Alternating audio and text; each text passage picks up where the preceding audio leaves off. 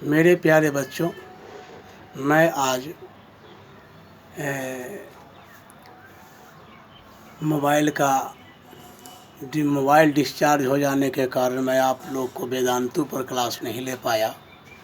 इसलिए मैं आपको इस वीडियो द्वारा लेसन 6 का पढ़ाई कर रहा हूँ। इससे आप लोग ढंग से समझेंगे। मैं लेसन 6 पढ़ाने जा रहा हूँ। फिजी, भारत से दूर एक छोटा भारत। बच्चे, हमारा देश बहुत सालों तक ब्रिटिश के हाथ में रहा, ब्रिटिश सरकार का गुलाम रहा।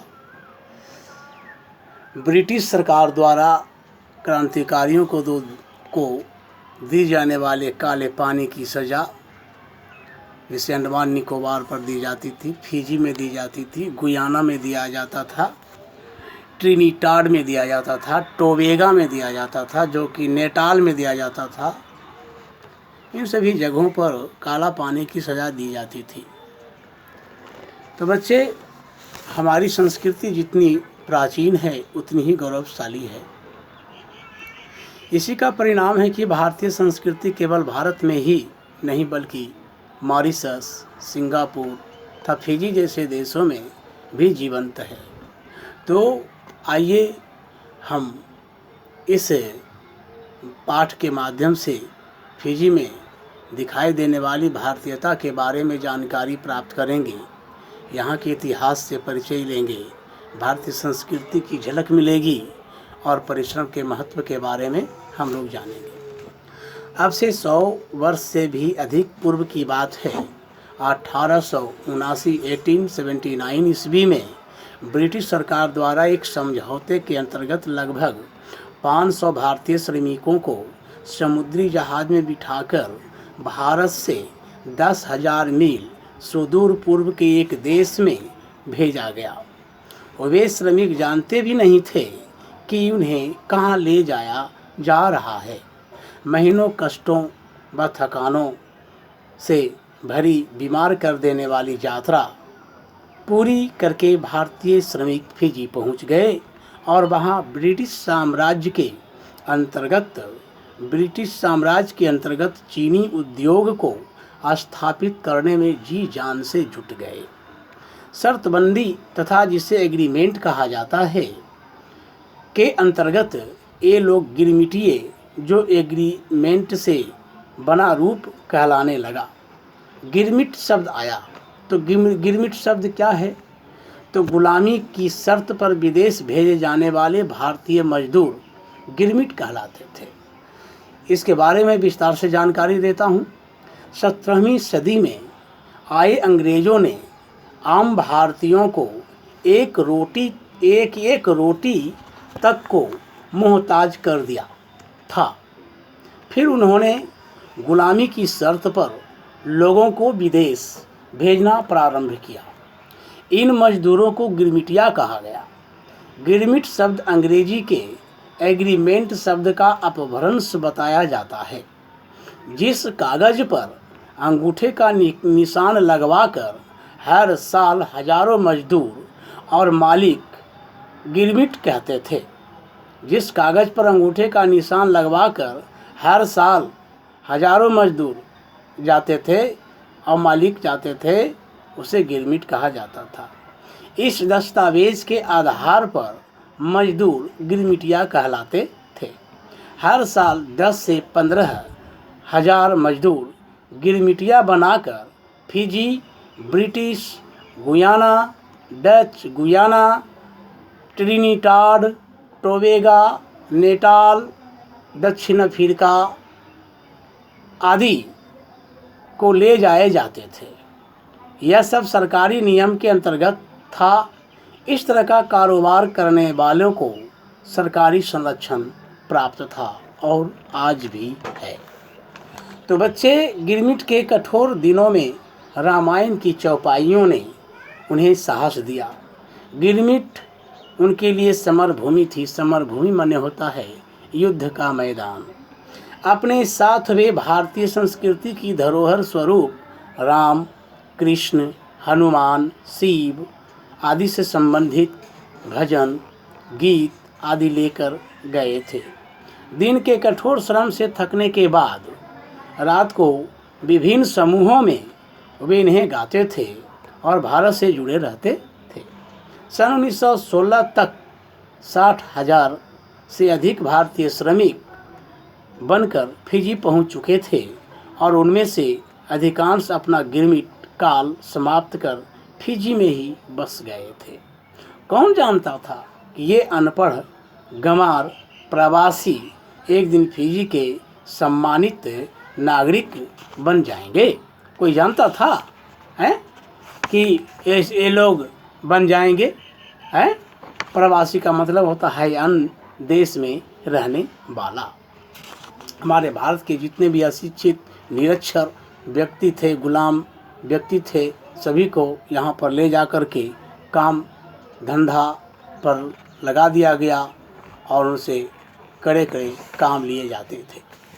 प्रशांत महासागर के दक्षिण पूर्व में सरोवर में खिले कमल के फूलों की तरह सैकड़ों छोटे द्वीप बिखरे पड़े हैं, जिनमें से लगभग 333 द्वीपों के एक समूह को फिजी कहते हैं। फिजी किसे कहते हैं? 333 द्वीपों के समूह को फिजी कहते हैं। हरे हरे नारियल के वृक्ष और सुनहरे बालू से फिजी का तट घिरा हुआ है। फिजी को सौंदर्य प्रदान करने में प्रकृति ने उदार हृदय का परिचय दिया है। फिजी की कुल जनसंख्या 6.25 लाख है। फिजी की कुल जनसंख्या कितना है? 6.25 लाख, जिनमें भारतीय मूल के निवासियों की संख्या आधे से अधिक है। प्रवासी भारतीयों का इतना बड़ा प्रतिशत विश्व के किसी अन्य भाग में नहीं मिलता। फिजी के समुद्र तटीय मैदान आपको फोटो में दिखाया गया, कितना साफ सुथरा। मन करता है कि यहाँ पर आप लोग भी जाएं और मैं भी जाऊं, लेकिन क्या करूं, प्राइवेट स्कूल में पढ़ाता हूं, जाना नामुमकिन है। 10 अक्टूबर 1874 यानी 1874 को यह देश ब्रिटिश साम्राज्य का अंग बन गया था। ब्रिटिश उपनिवेश के बाद फिजी में शांति और व्यवस्था के युग का आरंभ हो गया। फिजी की अर्थव्यवस्था में गन्ने का विशेष महत्व है। यहाँ बड़े पैमाने पर गन्ने की खेती होती है और चीनी मिलों की स्थापना भी हुई है। शीघ्र ही यहाँ का चीनी उद्योग तेजी से प्रगति करने लगा, जिसकी नींव में भारतीय श्रमिकों का अपार श्रम लगा हुआ है।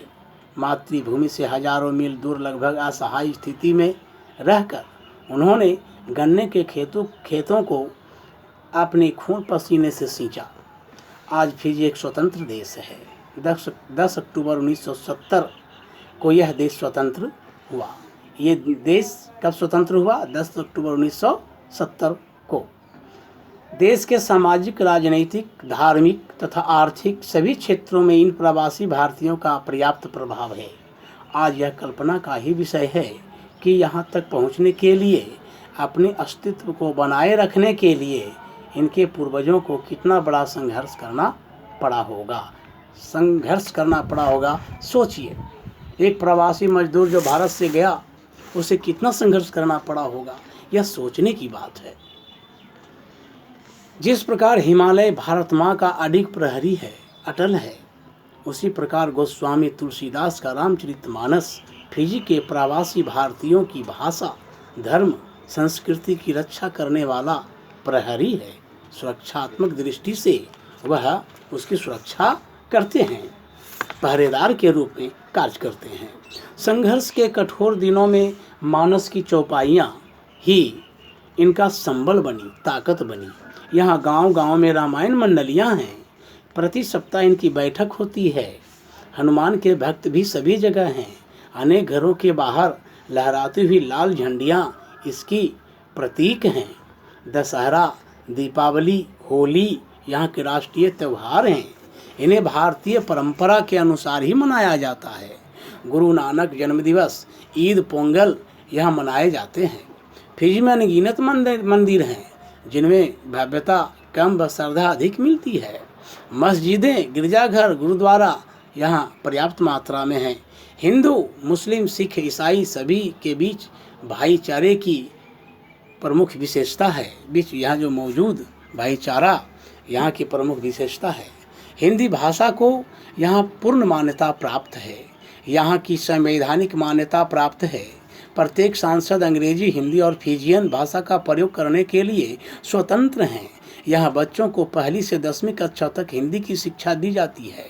यहाँ के स्कूलों में पढ़ाई जाने वाली अधिक हिंदी पाठ्य पुस्तकें फिजी के हिंदी विद्वानों द्वारा तैयार की जाती है तथा उनमें संकलित अनेक रचनाएं भारतीय साहित्यकारों द्वारा रचित होती है। यहाँ हिंदी के लगभग 5 समाचार पत्र निकलते हैं। हिंदी कवि पंडित कमला प्रसाद मिश्र फिजी के राष्ट्रीय स्तर के कवि हैं, जिनकी शिक्षा दीक्षा भारत के वृंदावन के गुरुकुल में हुआ था। फिजी में आपको भारत के अनेक प्रांतों का अद्भुत मिश्रण दृष्टिगत होगा। यहाँ का प्राकृतिक सौंदर्य तथा हरितिमा कश्मीर की याद दिलाती है। पानी के किनारे नारियल के असंख्य पेड़ केरल की निवासियों का पहनावा, तमिलवासियों की आला की गूंज, राजस्थान का कबीर और तुलसीदास के पदों की सस्वर प्रतियोगिताएं उत्तर प्रदेश एवं बिहार की और फिजी की राजधानी सुबा में मनाई जाने वाली मिस हिबिस्कस सौंदर्य प्रतियोगिता गोवा की याद दिलाते हैं। परिश्रम में फिजीवासी पंजाब वासियों का मुकाबला करते हैं तथा सादगी में महाराष्ट्र एवं गुजरात वासियों का। ऐसा नहीं है कि फिजी केवल परंपराओं का ही देश है, यह देश अत्याधुनिक सोच वाला भी है। प्रतिवर्ष लाखों की संख्या में पर्यटक यहाँ पधारते हैं, जिनके लिए हर प्रकार की सुख सुविधा से संपन्न अत्याधुनिक होटल आदि भी फिजी में है। सड़कों पर दौड़ती हुई कारों में नवीनतम मॉडलों की अनेक विदेशी कारें नजर आती हैं। बाजारों में यूरोप, एशिया तथा अमेरिका की निर्मित आधुनिकतम वस्तु में सर्वत्र उपलब्ध हैं।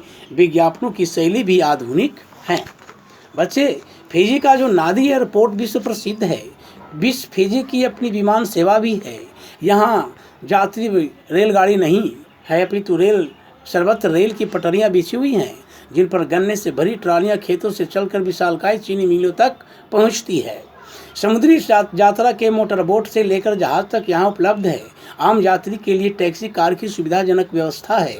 रंग बिरंगे वन, फूलों से लदी हुई डालियाँ, खुली हुई हरियाली के अतिरिक्त पर्यटकों के लिए अनेक दर्शनीय स्थल भी यहाँ मौजूद हैं, जिनका संबंध प्रकृति से ही है। जैसे एक पर्वत पर चट्टानों द्वारा स्वतः बनी हुई पिता पुत्र की मूर्ति, एक झील में तैरता हुआ द्वीप तथा एक पर्वत पर स्वयं प्रकट हुई शिवलिंग की मूर्ति। संचार के सभी आधुनिक माध्यम फिजी में है। चलचित्र, दूरदर्शन तथा रेडियो यहाँ भी लोकप्रिय हैं। फिजी के विभिन्न नगरों में अनेक सिनेमाघर हैं, जिनमें शायद ही कोई ऐसा होगा जहाँ भारतीय चलचित्र न दिखाए जाते हों। विशेषकर हिंदी चलचित्र, जिन्हें देखने का शौक यहाँ के सभी निवासी रखते हैं। दूरदर्शन सेट यहाँ घर घर में हैं, परंतु अभी तक यहाँ केंद्रीय राष्ट्रीय प्रसारण नहीं होता। सभी लोग अपने सेटों पर वीडियो चित्र ही देखते हैं। रेडियो फिजी पर भारतीय हिंदी चलचित्रों के गीत सुने जा सकते हैं। पूरे दिन में लगभग 15 घंटे हिंदी के कार्यक्रमों का ही प्रसारण होता है। फिजी में विवाह संस्कार की पद्धति भी भारतीय ही है। अग्नि को साक्षी मानकर वर वधू सप्तपदी का विधान पूर्ण करते हैं। बच्चों के जन्म पर छठी आदि के अनुष्ठान होते हैं, कार्यक्रम होते हैं। देह के नष्ट होने पर दाह संस्कार भी वैदिक रीति से मंत्रोच्चारण के साथ किया जाता है। भारतवर्ष एक बड़ा और महान परंपराओं वाला देश है। फिजी वासी उसी की बिछड़ी हुई संतानें हैं, जो यहाँ आकर बस गए हैं।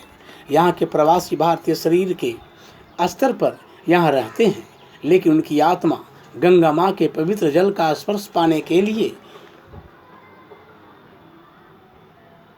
लालायित रहती है। भारतीय की प्राचीन परंपराओं को यहाँ के लोग आज भी धरोहर की भांति संजोए हुए हैं। अतः यह अतिशयोक्ति नहीं है कि फिजी के रूप में भारत से दूर एक छोटा सा भारत यहाँ बसा हुआ है। इसके लेखक पंडित विवेकानंद शर्मा हैं। मेरे बच्चों, आप लोग को मैं कुछ मीनिंग भेजूंगा, कुछ प्रश्न का फोटोकॉपी भेजूंगा, उसे आप लोग को लिख कर मुझे भेजना है। ये नहीं कि आप लापरवाही बरतते हुए इस काम को नहीं कीजिएगा तो जब मैं वेदांतु पर पढ़ाऊंगा तो मैं आप लोग को दंडित भी करूंगा। थैंक यू, धन्यवाद।